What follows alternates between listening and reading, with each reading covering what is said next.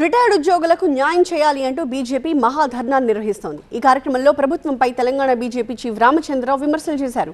కాంగ్రెస్ ప్రభుత్వం రిటైర్డ్ ఉద్యోగుల ఉసురు పోసుకుంటోంది అన్నారు.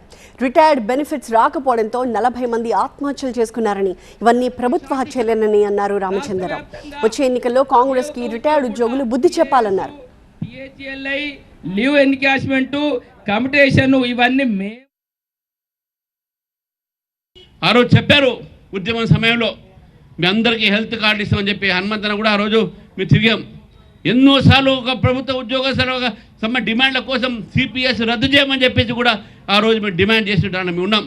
స్టేట్ గవర్నమెంట్కు ఆప్షన్ ఉన్నప్పుడు కూడా ఇంకా పాతది ఎందుకు కొనసాగిస్తున్నాం అని చెప్పేసి కూడా ఆ రోజు కేసీఆర్ గారిని అడిగితే మారుస్తాం అన్నారు. కానీ వారు మారిపోయింది ప్రభుత్వము.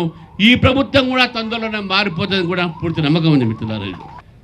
40 మంది ఉద్యోగస్తులు రిటైర్ అయిన ఉద్యోగస్తులు ఆత్మహత్యకు ఈరోజు వారు పాల్గొన్నారు.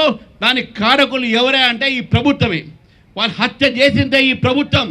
కాబట్టి ఇటువంటి ఒక ప్రభుత్వాన్ని ఇక కొనసాగించాల్సిన అవసరం లేదు. దానికి రేపు రాబోయేటటువంటి ఒక ఎన్నికల్లో ఏదైనా సరే మన ఒక ప్రొటెస్ట్గా మనం చూపెట్టి మన యొక్క నిరసనని కూడా ఓటింగ్కు వాళ్ళకి అగేన్స్ట్గా చేసి చూపెట్టాల్సిన అవసరం ఉన్నది. ఈ రెండు పార్టీలకు అగేన్స్ట్గా త్వరలోనే మున్సిపల్ ఎలక్షన్ రావచ్చు. ఎలక్షన్కి సంబంధం లేదు. అయినప్పుడు చెప్తా ఉన్నాను, నేను మొత్తం ఉద్యోగస్తులను కోరుతా ఉన్నాను, రిటైర్డ్ ఎంప్లాయీస్ని కోరుతా ఉన్నాను.